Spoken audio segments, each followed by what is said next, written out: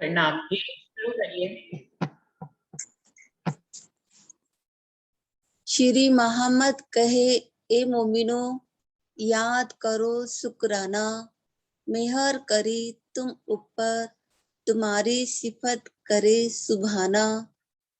ए सुख शब्दातीत के क्यों कर आवे जुबान, वाले थे बुढ़ापन लग मेरे सिर पर खड़े सुभान। श्री महामती कहे, ईमान इश्क की शुक्र गरीबी सबर, इन विद रूहे दोस्ती धन की, प्यार कर सके त्यों कर। प्रणाम जी। प्रणाम जी। संगीता दीदी आप आओ। प्रणाम जी दीदी। प्रणाम जी। कहे मोमिन नूर सूरत में, जो बीच अर्श हमेश की, एक तन मोमिन अर्श में, दूजी सूरत सुपन की। परम धाम में मोमिनों की परातम के नूरी तन है। मोमिनों का एक तन अर्श परम धाम में है और दूसरा तन संसार का है। तो कहे सैरक से नजीक, खासल खास बंदे हक के, किए अर्श तन के रूबरू, जो नूर बिलन से उतरे। श्री राजी महाराज के यही खासल खास बंदे कहे गए हैं। इनके लिए ही राजी महाराज को सैरक से नजीक कहा है। यह मोमिन जो परम धाम से उतरे हैं, इनके अर्श दिल को अर्थात संसार के तन आत्मा को परात्म के सामने पहचान करा दिए। ना ही करे बराबरी है कि क्यों मिले दाखला ताए, बका नींद उड़े अर्श में, फना नींद उड़े उड़ जाए। मिटने वाली दुनिया अखंड मोमिनों की बराबरी नहीं कर सकती। फरामोशी हटने पर मोमिन अखंड परमधाम में उठ खड़े होंगे और संसार का प्रलय हो जाएगा। सुपन उड़े जब मोमिनों उठ खड़े बैठे अर्श वजूद, कहे खासे बंदे दरगाही रूह कदमों हमेशा मौजूद। मोमिनों की जब फरामोशी टलेगी तब उनके परम धाम की परातम मूल मिला में उठकर खड़ी हो जाएगी। ये परम धाम में राजी महाराज के खासे बंदे दरगाही कहे जाते हैं। उनके चरणों में ही सदा रहते हैं। लिखा है हदीस में, मोमिन असल अर्श माँ है, ताको मोमिन जिनको जाकी असल अर्श में ना है। मोहम्मद साहब ने हदीस में कहा है कि मोमिनों के मूल तन परमधाम में है, जिनके तन परमधाम में नहीं है उनको मोमिन मत कहो। प्रणाम जी। प्रणाम जी। हंसा बेन आप आइए। आपकी तबीयत ठीक है आज? हाँ ठीक है दीदी, ठीक है। प्रणाम जी। आप बोल पाएंगी? जी दीदी। जी। कल का प्रश्न था ना कि बितक सुनने से हम रहने में आ सकते हैं क्या? जी जी बिल्कुल। तो मेरा भाव ये है कि जब तक बितक तो है, देवचंद्र जी हम नहीं बन सकते, इंद्रावती जी हम नहीं बन सकते, लेकिन हम प्रयत्न तो जरूर कर सकते हैं कि हम रहने में आए। और जब तक बितक सुनते हैं, वाणी सुनते हैं, कम से कम 1 महीने, जैसे 1 महीने तक तो हम रहने में आ सकते हैं। और उसका प्रभाव भी थोड़ा बहुत रहता ही है, पूरे साल तक तो ऐसा नहीं है, तो रहने में भी आ सकते हैं। और जैसे राज्य की कृपा जो करनी, माफक कृपा, कृपा माफक करनी, बस यही भाव है मेरा तो दीदी। बिल्कुल। अब कौन? नरेश भाई जी आएंगे।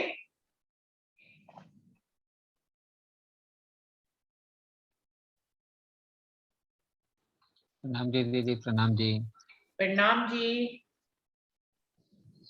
बस दीदी मेरा भाव तो यही है कि बस राज्य हमारे हैं, हम राज्य के हैं, बस इतना ही हम ले सकते हैं। और आपके द्वारा जो हमको मिल रहा है ना, बहुत काफी है, बहुत सुख मिल रहा है दीदी। वो भी राज्य महाराज की मेहर से हमको बहुत सुख मिल रहा है। बस मैं इतना ही मैं कहना चाहता हूँ। और दीदी एक ही बात है, वो आपने बोला ना कि लिखा सिपारे तीसरे इब्राहिम, तो दीदी इब्राहिम किसको बोलते हैं? कृपा करके मुझे बताइएगी।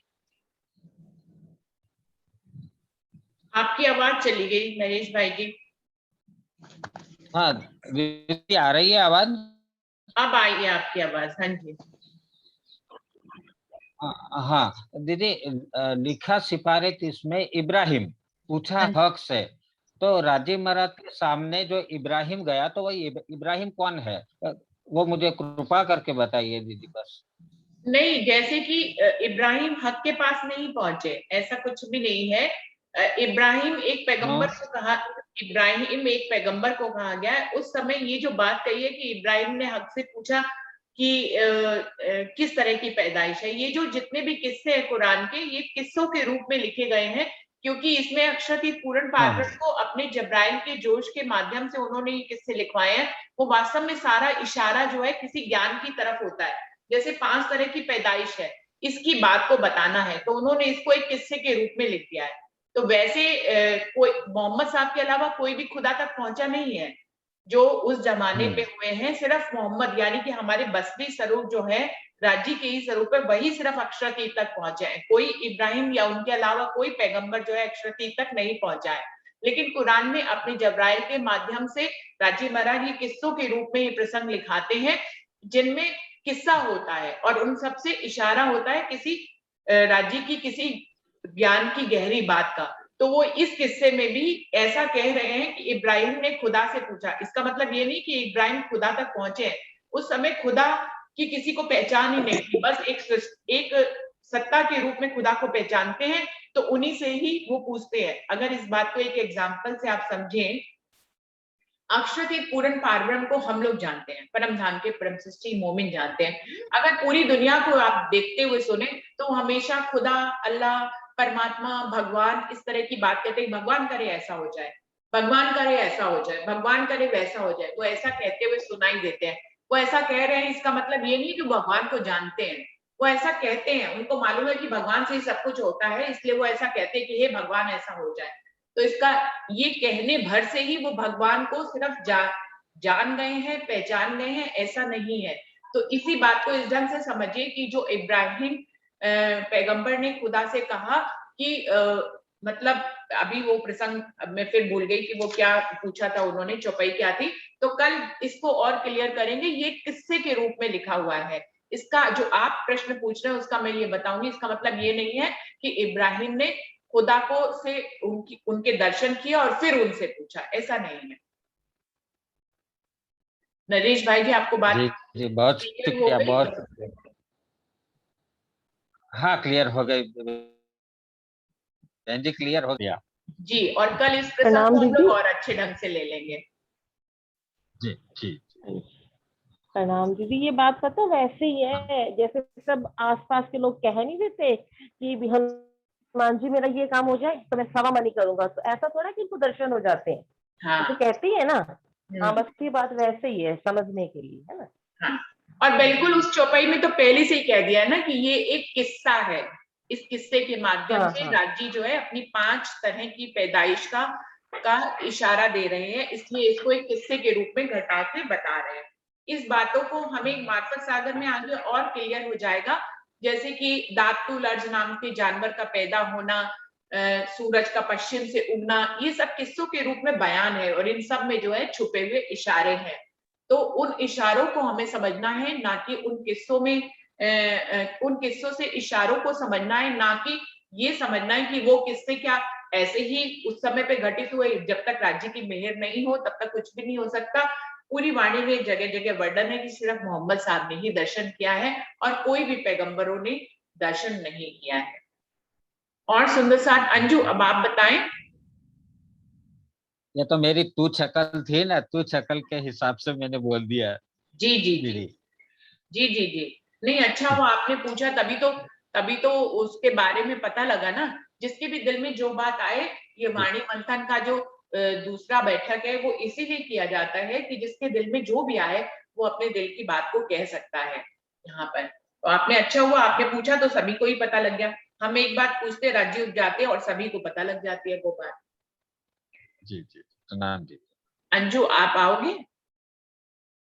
हाँ दीदी, मैंने ज्वाइन तो अभी किया, एक्चुअली उसके स्कूल शुरू हो गए ना बेटे के। हाँ जी, किस बारे में बोलना है दीदी? मैंने आपकी बस लास्ट की 2-3 चौपाइयां सुनी है, आप बता रहे थे ये जीव सृष्टि, ईश्वर सृष्टि और ब्रह्म सृष्टि के बारे में, यही सारा बता रहे थे। और अभी आप ये 5 तरीके की पैदाइश बता रहे थे, जो आपने कहा कि कल डिस्कशन करेंगे इस टॉपिक पे, जी यही ना? नहीं, अभी टॉपिक तो चाहे आप इस प्रसंग पे भी बोल सकते हैं, वैसे टॉपिक ये कल ही दे दिया गया था। अगर आपने कल, शायद कल आपने ज्वाइन तो किया था कि बीतक हम अभी अभी सुन के आए हैं, बीतक पिछले महीने हुई है। तो बीतक ने जो हमें चाल चलने मैंने के दो लिए बताई है, क्या हम उस चाल पर चल पाते हैं? बीतक को इतने वर्षों से सुन रहे हैं, तो क्या हम बीतक पे जो चाल बताई गई है हमारी मोमिनों की चलने की, क्या हम उस पर चल पा रहे हैं? ये टॉपिक था। देखो 100% तो नहीं चल पाते है ना, तो लेकिन ऐसा भी नहीं कि हम बिल्कुल भी नहीं चल पाते हैं। कहते हैं ना, करते करते रहनी में हमारे चेंज तो आता ही है। और दूसरी बात, ये रहनी है, ये कोई हम सामने वाला डिसाइड करता है कि सामने वाला कितनी रहनी में है। ये सारी बातें, ये कोई बात कहने में लिखने में नहीं आती है। और देखो बहुत सी बातें ऐसे हैं जो बताने में भी नहीं आती है कि हमारे अंदर कितनी रहनी आई है। देखो फर्क तो इस बात का पड़ता ही है रहने का। और सबसे पहले देखो, बीतक में हमको सब, श्यामा महारानी ने, राजी ने हमको चल के बता दिया। और अगर अभी भी हमारे मन के अंदर कोई संशय रह जाते हैं ना कई बातों के, तो ये हम कहेंगे हमारे जीव की वो कमी होती है दीदी। मैंने इतना ही देख विचार किया अभी। और कोई बोले, मैं बोलती हूँ इसी टॉपिक पे वापस से। जी हरीश भाई जी, आप बोलेंगे?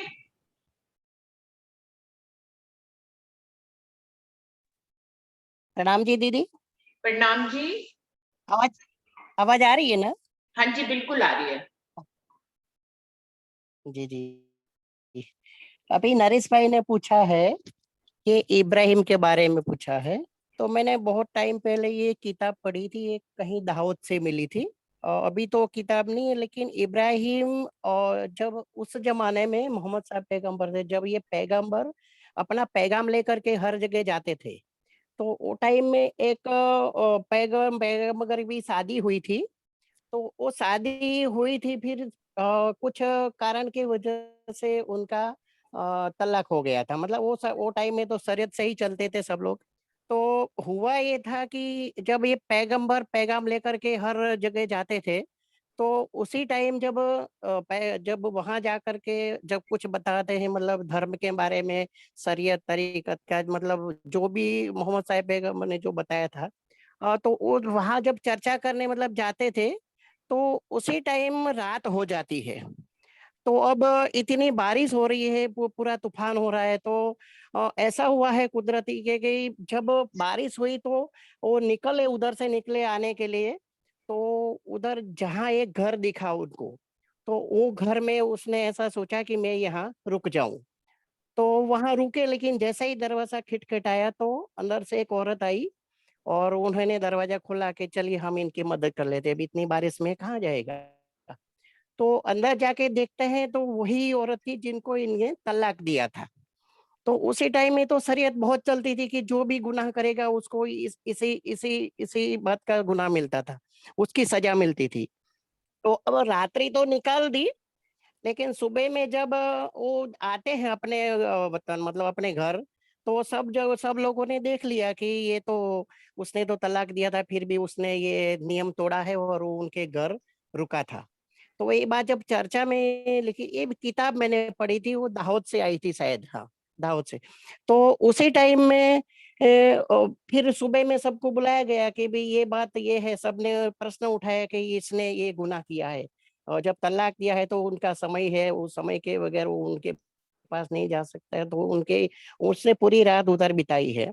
तो वो टाइम में जब नियम था, तो उन्होंने फिर सोच समझ के फिर ऐसा किया कि चलिए अब इसने गुनाह तो किया ही है, अब रुका है, गुनाह किया नहीं को, लेकिन उधर रुका है, तो उसने वो टाइम पे जो गुनाह दिया था, तो सुन्नी, मतलब ये जब जैसे मुसलमान में जब बच्चे पैदा होते, तो पता कुछ समय के बाद उसकी वो किया जाती है, मुसलमानी की जाती है। तो वो टाइम में उसने वही सजा दी थी। तो तब से लेके ये जो शिया सुन्नी मतलब ये मुसलमान लोग अभी भी पैदा तो होते हैं हिंदू, लेकिन उसमें बाद उसमें मुसलमानी करके उसको मुसलमान बनाया जाता है। तो इब्राहिम की जो ये किताब है वो पैगंबर थे, पैगाम अपना मतलब जो भी दिया जाता है तो वो सब लोगों को बताने जाता था। तो ये मोहम्मद ये इब्राहिम नाम की एक किताब है, तो उसमें ये टॉपिक मैंने पढ़ा था बहुत टाइम पहले, लेकिन अब मिल जाएगी तो देखूंगा मैं। और कल की जो बात, कल का जो प्रश्न था कि जब इतने टाइम में हम कि बीतक सुनते सुनने हैं। जाते हैं तो हाँ हाँ बेतक सुनने जाते हैं तो रह मतलब ऐसा भाव आता है कि नहीं, यही प्रश्न था ना कल, यही प्रश्न था ना। जी जी जी। हाँ यही प्रश्न था, तो यही प्रणाम जितेंद्र साथ जी। जी प्रणाम दीदी। प्रणाम। क्वेश्चन ये नहीं था, क्वेश्चन चेंज हो गया। प्रश्न ये था कि उस टाइम इतने सारे सुंदर साथ थे, हम रहने की बात करते हैं या कुछ, कोई सुंदर साथ तो ऐसा जिसको श्री जी ने संदेश दिया हो, हमें ऐसा लगता हो कि ये संदेश तो मेरे लिए बना है। क्वेश्चन ये था, जैसे जयराम भाई कंसारा थे तो उनको श्री जी ने ऐसे बोला कबलों का सा कूटेगा। मतलब हमारी रानी किस सुंदर साथ की तरह है कि श्री जी हमें कोई संदेश देते हैं। मेरा क्वेश्चन ये था, हाँ रहनी हाँ अब सब सुंदर साथ की तरह रहनी तो हमारी हो नहीं सकती ना, किसी एक की तरह तो हमारी रहनी होगी। हम्म, रुचि जी अब क्लियर कीजिए। जी जी रचना, क्या आप ये रहने कहना के चाहते हो कि बीतक सुनने के बाद हम उसमें जितने भी सुंदर साथ के बारे में वर्णन है उसमें से किसकी जैसी चाल हम अपने अपने अंदर समझते हैं कि हमारी उसकी जैसी चाल है, ऐसा? हाँ जी, हाँ जी, हाँ जी, हाँ जी, ऐसा कि कौन सा प्रसंग हमको अट्रैक्टिव करता है कि ये तो हमारी बात हो रही है। तो रंजना का कहना है कि हर कोई ये बताए कि पूरी बीतक में वो अपने आप को किस कैरेक्टर से के समान समझते हैं कि ये सुंदर साथ बिल्कुल हमारे जैसे हैं, जैसे कि वो उस समय उनका वर्णन किया गया, आज हम वैसी चाल शायद चल पा रहे हैं, ऐसा पूछ रही है रंजना। भी जैसे कई लोग तारतम लेने के बाद भूल जाते हैं, कई लोग राजीव राज की पहचान करके भी पलटा मार जाते हैं, कई बार वो पहचान तो कर लेते हैं लेकिन माया की वजह से निकल नहीं पाते हैं, और कई लोग अपने आप को बिल्कुल ही गर्क कर देते हैं। उसी हिसाब से पूछ रही हूँ कि उस टाइम की रहनी में हमारी चाल क्या है। अब वैसे आपने भी तक तो प्रश्न हमारी रहनी है ही। आपने प्रश्न भी हाँ पूछा जी, है। जी जी दीदी प्रणाम जी, दीदी रंजना दीदी को प्रणाम। हाँ आपने जी, हाँ जी, प्रश्न भी पूछा प्रणाम। है और हाँ और आपने प्रश्न भी पूछा है और उनके आंसर में आपने ग्रुप में वही डाला है कि कल की मंथन के लिए आप ये वीडियो सरकार की जी जो बीतक का पहला भाग है वो सुनो। तो यही है कि जब भैरव सेठ के यहाँ राज्य मतलब महीने तक सुनाते हैं चर्चा वानी, फिर लेकिन उन राज्य को जब पता चलता है कि ये इनके दिल में या इनकी आत्मा क्यों नहीं जागती है, तो देखते ही उनका व्यसन तो था ही, हुक्का फिर ये मांस मटन सब, तो ये सब छुड़वाते हैं। तो ये मेरे ख्याल से मेरा तो ये भाव है कि उसमें मतलब राज्य जो कह रहे हैं जागने बीतक के माध्यम से हमें पता तो चल ही जाता है कि हमें ये हमारी रहनी सुधारनी है, हमें कैसे रहना है, हमको सोच समझ के चलना है, राज्य के दरबार में हम जाए राज्य को प्राप्त करना है। तो पहले तो हमारी रहनी, हमारा खुराक क्या है, हमारा व्यवहार कैसा है दुनिया के अंदर में, सुंदर साथ के प्रति व्यवहार क्या है, राज्य के प्रति हमारा प्यार कितना है, इस कितना कर सकते हैं। तो ये सब चीजों में हमें ध्यान देना चाहिए, तब जाके ये भाव अपने अंदर में आएगा। जी प्रणाम जी दीदी, मेरा ये भाव है जी। प्रणाम जी। श्री और कोई सुंदर सा? महामती कहे। हाँ जी जी जी जी। राम जी दीदी, और अपनी अपनी गलतियों को अपने खुद ही झांकना है और धीरे धीरे से वो निकालना है, वही भाव है। जी प्रणाम जी, प्रणाम जी। बीतक प्रणाम। वैसे तो हमारी लाइफ का, हाँ जी प्रणाम जी प्रणाम, लाइफ का प्रैक्टिकल रूप ही है। पहले तो हम बचपन में थोड़ी बेहोशी में ही सुनते थे, पर अब जब से राजी ने कृपा करी थोड़ी थोड़े से प्रसंगों को बार बार सुन सुन के, तो कोई प्रसंग तो अपने ऊपर अटैक करता ही है। जैसे चिंतामणि का हो गया कि एक आपने ऊपरी तो काट दिया और दूसरी आप अंदर की भी अपना अहम को और उसको कर दो। तो इस स्टाइल से बार बार जब हम किसी प्रसंगों को अपने अंदर लेते हैं और जब वो जीवन में घटित हो रहा होता है तो शायद कुछ हमारी कोशिश रहती है कि हम इस बीतक के इस प्रसंग को अपने ऊपर लागू करें, और वो शायद थोड़ा सक्सेस भी होता है। बार बार सालों से सुन रहे हैं तो राज्य की कृपा से कहीं ना कहीं वो हमें जीवन में अपना अनुभव दे जाता है, क्योंकि वो याद करते करते सुनते सुनते वो हमारे जीवन में आ जाते हैं, जब तक हम उनको गुरुजन हमें अच्छे से समझाते हैं। और कोई सुंदर साथ अपने आप से बताएं, वो बीतक के किस पात्र से खुद को सोचते हैं कि ये पात्र मेरा ही है। और कोई सुंदर प्रणाम साथ? जी सुंदर सर। प्रणाम जी। सुंदर सर। हाँ जी, वो बहन जी ने बताया कि कई लोग तारतम लेके भी भूल जाते हैं राज्य को, और सिर्फ तारतम लेना ही हमारे लिए सब कुछ नहीं है। तारतम लिया तो राज्य की पहचान, आगे भी बढ़ना है, कहने का मतलब मेरा यही है। और सारी बीतक जो है, सारी बीतक का जो हमारा जो प्रसंग आता है, वो सारी बीतक में कहीं ना कहीं रूप से हम देखा जाए दीदी, तो क्या है कि हमारा अंदर कुछ ना कुछ इन्वोल्यूशन, कहीं हमको कुछ दे रहे हैं, कहीं हमको राज्य महाराज कुछ कह रहे हैं, वो पात्र के द्वारा। वो हर एक सुंदर साथ के हर एक इंसान में वो चीज आएगी ही आएगी। चाहे जयराम भाई का ले लो, जयराम भाई कंसारा का प्रसंग ले लो, तो जयराम भाई कंसारा ने भी श्री देवचंद्र जी के द्वारा तातम लिया था, लेकिन वो फिर माया में पड़ गए। तो हम भी बानी पड़ते हैं, हम भी सब कुछ करते हैं, फिर भी हम माया में चले ही जाते हैं। ये वो माया खींच रही है ना।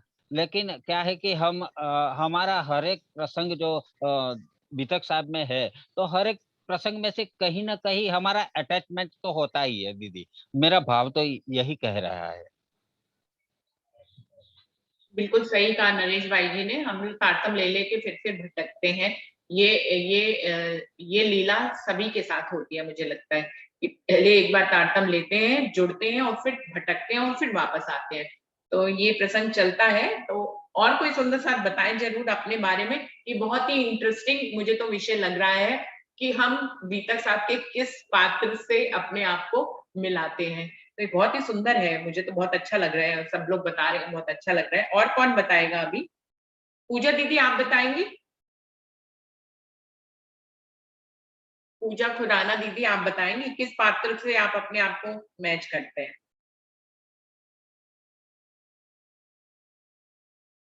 लगता वो सुन नहीं रही है मेरी बात। दीदी दीदी प्रणाम जी।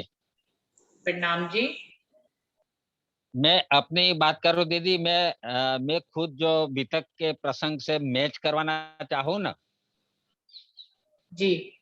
मैच करवाना चाहूँ तो दीदी मैं खुद भैरव ठाकुर हूँ, ऐसा बोल सकता हूँ, क्योंकि मुझे भी तंबाकू का एक व्यसन तो है ही दीदी। प्राणनाथ प्यारे की जय। तो आपने अभी तक छोड़ा नहीं? छोड़ा नहीं अभी तक आपने? नरेश भाई दीदी दीदी मेरे मेरे जीजाजी है ना, हरीश भाई मेरा जीजाजी है, उसने भी मेरे घर पे आके ही वो बीतक का प्रसंग, मेरे अभी बीतक चालू है, वो भैरव ठाकुर का प्रसंग हर बार आता है, और हर बार और उसने बोला कि ये भैरव ठाकुर है, भैरव ठाकुर को निकाल दो। दीदी मैडम जी प्रणाम जी। भैरव भैरव ठाकुर जी को नहीं निकालना है, उनके अंदर जो अवगुण था उसको निकाला गया था। और फिर उनको दर्शन भी हुए, आप यदि हाँ देखें तो उनकी जैसे ही वो बिल्कुल छोड़ते हैं, उनकी अखंड परम धाम में उनकी नजर जो है वो पहुंच जाती है, ऐसा चौपाइयों में आता जी है जी जी नरेश जी भाई जी। तो अगर आप जी उनसे जी खुद को मैच कर रहे जी हैं तो ये बहुत सुंदर बात है। और आप भी छोड़ के देखिए एक बार, हरीश भाई जी के कहने से आप भी छोड़ के देखिए।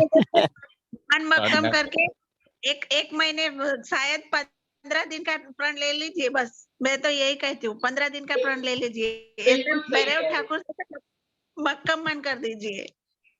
हैं। हाँ तो बिल्कुल सही। तो मेरे में भैरव ठाकुर बैठा हुआ है, अवगुण बैठा हुआ नहीं नहीं है बस। उनके नहीं नहीं उनके पास जो था अवगुण वो है, बाकी तो वो तो परम धाम की परम आत्मा थी और तुरंत जग गई, छोड़ने के बाद तुरंत ही जग गई ना। तो हमको इसी रास्ते पे चलना है कि हम धीरे धीरे करके अपना जो भी है अवगुण है, तम्बाकू है, जो भी है, हम उल्टे रास्ते चलते हैं या तो कहीं ना कहीं ये हमारा रहता है, तो उनको थोड़ा कम करो। एकदम नहीं तो धीरे धीरे कम करो, लेकिन कम कर दो, क्योंकि अभी तो आखिरी समय चल रहा है, ये छठा दिन चल रहा है मोमिनों का। और अभी जो चर्चा चल रही है बहुत मजा भी आ रहा है। देखिए हम मार्फत सागर में घूम रहे भी मार्फत, अभी हमें कितना अमृत रस पीने को मिलता है, और प्रश्न भी राज्य ही उठाते हैं और जवाब भी वही देते हैं, है ना। हरीश भाई जी, अब पूजा जी बोलने आ रही है, तो पूजा जी दीदी आप बोलिए। प्रणाम दीदी। प्रणाम जी। दीदी मैंने तो जब बार बार बीतक सुनी तो यही लगता था कि जो राज्य को कहते हैं कि विष्णु भगवान से जो कहते हैं ना वो कि आप अपने चरणों में भी रखो और मुझे माया भी दिखाओ। मार्कंडे ऋषि का कहनी है दीदी, आप मार्कंडे ऋषि का कहनी वो मार्कंड ऋषि का है जी।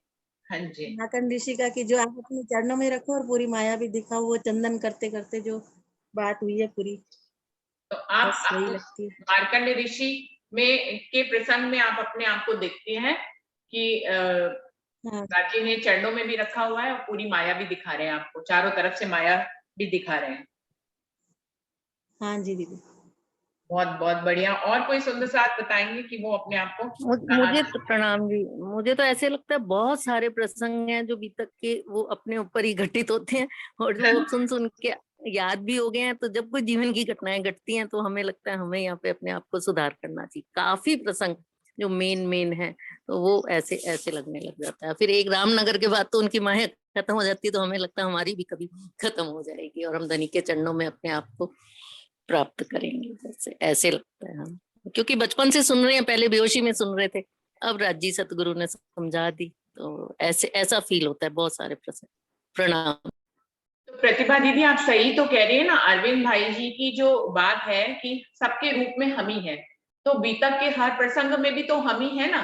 तो इसलिए सारे प्रसंग, कई बार ऐसा लगता है कि कोई एक प्रसंग नहीं, सारे ही प्रसंग हम पे घटित होते हैं, ऐसा भी कई बार दिल को लगने लगता है।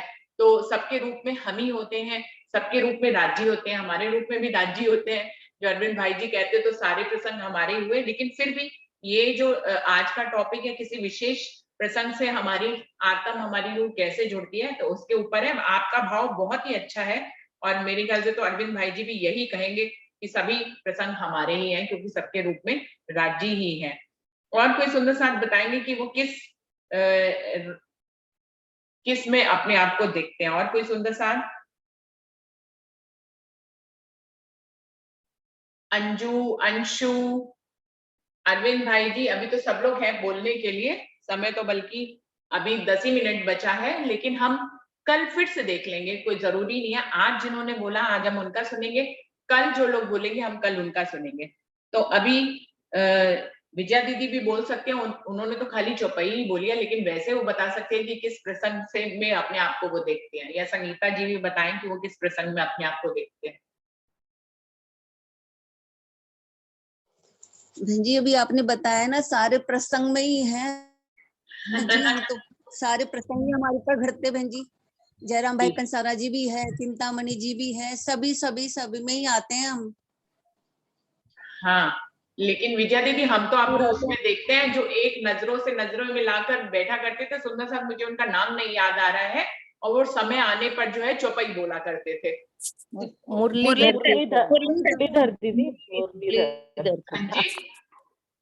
मुरलीधर। हाँ, मुरलीधर जो समय आने पर चौपाई बोला करते थे। तो विजया दीदी वैसे सारे प्रसंग आपके हो सकते हैं, लेकिन हम विशेष तौर पे आपको उसमें ही देखते हैं। और कोई सुंदर साथ? अंशु से, अरविंद भाई जी से हम कल भी इस बारे में सुन लेंगे, क्योंकि समय धीरे धीरे खत्म हो रहा है। वो सब लोग थोड़ा सा ज्यादा समय लेके बताते हैं, तो उनसे हम लोग कल भी सुन लेंगे। फिर भी अंशु बोलने के लिए आए। अंशु आप बताएं। नहीं, मैं ये बोल रही हूँ रंजना का प्रश्न है तो वो भी तो बताएं अपना जवाब। रंजना बोल ले, रंजना बताए। और अभी जो समय खत्म हो रहा है, हम कल भी इसी विषय को लेके रखेंगे, और अरविंद भाई जी से भी सुनेंगे कल, अंशु से भी सुनेंगे। अंजू ने भी अभी कुछ खास नहीं बताया, तो हम अंजू से भी कल सुनेंगे। हम सबको बता दे रहे हैं किस किस से कल सुनेंगे। तो और सुंदर साहब को कोई और प्रसंग से वो खुद को जोड़ना चाहते हैं तो जरूर कल फिर से बताएंगे, क्योंकि मुझे तो ये बहुत ही अच्छा लग रहा है और मैं भी जरूर बताऊंगी। तो हम सब लोग कल भी सुनेंगे। आज कौन बता रहा है? अभी समय है, 10 मिनट समय है। प्रणाम जी। प्रणाम जी। अभी तक तो हम बचपन से ही सुनते आ रहे हैं, ये सब जानते हैं, क्योंकि हम प्रणामियों में ही है, तो सब शुरू से ही सुन रहे हैं। लेकिन कभी कभी कोई प्रसंग अटैक कर जाता है ना, तो मुझे सबसे पहले बता रही हूँ अपने आप को कि मुझे सबसे पहले जो जयराम भाई कंसारा का जो प्रसंग था वो मुझे ज्यादा अट्रैक्टिव करके गया था। उसके बाद मैंने अगले साल से फिर भी तक और ध्यान से सुना। फिर अब तो सुनने की अवस्था ही अलग है। उस टाइम अलग थी, जैसे जयराम भाई कंसारा को श्री जी कहते हैं, कब लोक आशा कुटेगा, कि कब तक हम इस माया में पड़े रहेंगे। तो मुझे जयराम भाई कंसारा का सबसे पहले प्रसंग बहुत ही अटैचमेंट लगा था उससे। बिल्कुल बिल्कुल सही कहा दीदी आपने। मुझे तो लगता है जयराम भाई कंसारा के रूप में तो सभी का ही रोल है कि सब लोग पहले माया में लिप्ति होते हैं, फिर राजी सतगुरु के रूप में राजी आते हैं और वो कहते हैं भैया कब तक माया में पड़े रहोगे, कब तक जो है अपने व्यापार को करते रहोगे, व्यापार से कमाते खाते रहोगे, कभी तो चरणों में आओ, व्यापार तो चलता ही रहेगा साइड बाय साइड, आपको राज्य के चरणों में भी आना चाहिए। तो ये प्रसंग जयराम भाई कंसारा का जो है रंजना पे ही नहीं, हमें तो लगता है कि हर एक के जीवन में ये घटित ही होता है और सिर्फ सद्गुरु आते हैं और आपको बताते हैं कि इस दुनिया में ये बिजनेस के अलावा भी हमें कुछ करना चाहिए। और कोई सुंदर साहब कुछ बताना चाहेंगे? प्रणाम जी। जयराम प्रणाम भाई जी। कंसारा के प्रसंग में एक बात और भी बहुत इम्पोर्टेंट आती है कि जब वो स्वामी जी उनके घर पहुंचे थे तो उन्होंने उनको जाते ही पहले तो, क्योंकि पुराना संबंध था, तो उन्होंने पधारो श्री महराज करके उनको पुकारा।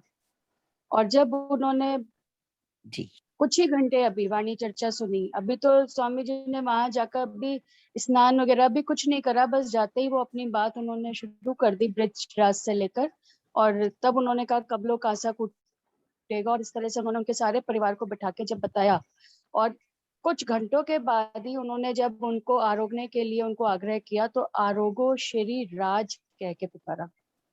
इतनी जल्दी उन्होंने उनकी पहचान कर ली। और राजी महाराज ने फिर परीक्षा भी ली, क्योंकि जब भी हम राज्य की पहचान करके चलना शुरू करते हैं तो सबसे पहले तो परीक्षाएं शुरू हो जाती हैं, क्योंकि हम एक सीढ़ी से दूसरी सीढ़ी पे हमें राज्य पहुंचा रहे होते हैं। तो जब हमारी सीढ़ी बदल रही है तो फिर क्लास बच्चे की फर्स्ट टू सेकंड जाता है तो उसको कितने सारे एग्जाम्स देने होते हैं, unit test, class test, half yearly, finals, दुनिया भर के पेपर देख के तब वो सेकंड क्लास में प्रमोट होता है।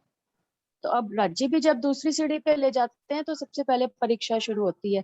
तो वहां पे चुगलखोर चुगली करने वहां का फिरंगी राजा था जो हिंदू साधु संतों के विरोध में था, तो वो उनको चुगली करने चला गया कि ये तो सारे हिंदू के जितने भगवान हैं, देवी देवता हैं, उनकी निंदा करते हैं, इनके घर जो संत आए हैं। तो उस वक्त सारे जितने सुंदर साथ, बहुत अच्छी जमात वहां इकट्ठी हो गई थी स्वामी जी के पास जो चर्चा सुनने आती थी, लेकिन सबके सब डर के भाग गए वहां से, और एक सिर्फ जयराम भाई कंसारा का परिवार ही था जो टिक के बैठा रहा, कहीं नहीं गया। उनको पता था कि आज चुगली करने जा रहा है, फिर भी वो उसी तरह से जैसे रोज वाणी चर्चा सुनते थे उस दिन भी वो सुनते रहे।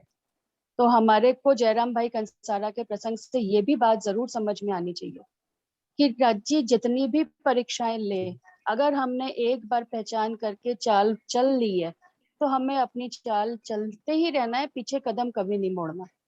तब तो हमें जो सुख वो देने आए हैं वो सुख हमें मिलते जाएंगे। और अगर हमने अपने कदम पीछे कर लिए बीच में पहचान करके, जैसे रंजना ने कहा कई लोग पलटी मार लेते हैं, तो अगर हमने ये चाल चल दी तो हम जयराम भाई कंसारा का प्रसंग अभी हम पूरा नहीं चल पाए। पहला ही प्रसंग स्वामी जी ने जब चलना शुरू किया 1722 में, सबसे पहले वो दीप बंदर जयराम भाई कंसारा के यहाँ पहुंचे। तो हमारी पहली चाल हम उनकी तरह चलनी अभी हमने शुरू करी है। तो परीक्षाएं जरूर आएंगी और हमको उन परीक्षाओं में डट के राज्य पे ईमान लेकर खड़े रहना है। रूह की सबसे बड़ी इश्क और ईमान, दो ही पंख हैं जिससे रूह अपने आप को धनी के चरणों तक पहुंचा सकती है, मार्फत के सुख ले सकती है। तो इश्क कब आएगा? जब हम हर परीक्षा में धीरे धीरे पास होते होते राज्य के हर जितने भी हमारे ऊपर राज्य महाराज जो भी कष्ट आए कुछ भी आए, ईमान लेके बस एक धनी मेरे पिया तू ही तू, बस जो भी करो मैं तेरी तू मेरा, दुनिया से क्या लेना। बस आ गई जागृत बुद्ध एक ही लाइन में, मैं तेरी हूं और तू मेरा है, बस मुझे और कुछ दो चाहे ना दो, अपने आप तुम आए सब आइयां दुख गया सब दूर। राज्य को सब पता है कि उन्होंने हमको क्या देना है, पर अगर हमारे कोई काम अटक रहे हैं नहीं हो रहे तो ये मतलब नहीं है कि ये राज्य नहीं है या राज्य मेरा कुछ नहीं कर सकते, हम छोड़ के दूसरी राह पे चल पड़े, तो वो हमारी सबसे बड़ी कमी होगी। प्रणाम जी। प्रणाम। बिल्कुल सही है, लेकिन ये जयराम भाई कंसारा के आधे रूप में भी अगर सुंदर साथ अपने आप को कंपेयर कर रहे हैं तो अच्छा है। और ईमान की परीक्षा जयराम भाई कंसारा की क्या पूरे बीतक साहब में समय समय पर सभी की ईमान की परीक्षा हुई है। ये तो जयराम भाई कंसारा का तो सिर्फ एक प्रसंग है कि ईमान पे वो खड़े रहे थे, बाकी सब लोग दिख गए थे, लेकिन ईमान की परीक्षा तो तब भी हर सुंदर साथ की हुई थी और आज भी हर सुंदर साथ की होती है। तो ईमान जो है वो आपके दिल से आता है, दिल आपको जिस राह पे चलने के लिए कहता है वहीं से ही ईमान आता है। कि हमारे लिए हर व्यक्ति के लिए ईमान का पायदान अलग अलग हो सकता है। तो सुंदर साथ जी हर कोई अपने ईमान को स्वयं अपने दिल में परखे और वो समझे कि वो ईमान पर कितना खड़ा है। और जब भी कोई परीक्षा आती है तो हम ईमान पे खड़े रह पाते हैं या नहीं रह पाते हैं, क्योंकि ईमान का दायरा हर किसी के लिए अलग अलग हो सकता है। जाहिरी रूप में देखने में कई लोग बहुत ईमान वाले लगते हैं लेकिन असल में नहीं होते, और जिनको हम समझते हैं कि इनका तो ईमान कुछ है नहीं, वो सब बहुत ईमान पे खड़े हुए दिखाई दे सकते हैं। तो सुंदर साथ जी जयराम भाई की परीक्षा तो हुई थी, हम सबको भी मालूम है जीवन में हमारे ईमान की परीक्षा भी समय समय पर बहुत बार हुई है और हम सभी जानते हैं कि हम उसमें, हमारा दिल जानता होगा कि हम उसमें से निकले या नहीं निकले। तो शिवजी साहिब जी ने स्वयं अपने 3 ईमानों के बारे में पहले ही रास में कहा कि मेरी परीक्षा 3 बार हुई, फिर भी उसमें से मैं जो है कभी निकला कभी नहीं निकला, बहुत बार ऐसा हुआ। तो आज तो समय खत्म ही हो रहा है सुंदर साथ जी। अभी यही विषय बहुत ही अच्छा है, बहुत सुंदर विषय है जो रंजना ने हमें दिया है और हम इस पे अभी कल दोबारा से फिर से बात करेंगे। जो सुंदर साथ रह गए हैं कि वो अपने आप को किस पात्र में देख पाते हैं, उनसे हम कल फिर दोबारा से बात करेंगे। तो सुंदर साथ जी हम लोग सब प्रणाम कर लेते हैं क्योंकि समय बिल्कुल ही खत्म हो गया है। प्रणाम जी। प्रणाम जी दीदी। प्रणाम जी, प्रणाम जी, प्रणाम सुंदर साथ जी, प्रणाम जी, प्रणाम जी। सभी सुंदर साथ जी को प्रणाम। प्रणाम जी, प्रणाम जी, सभी सुंदर साथ जी को प्रणाम।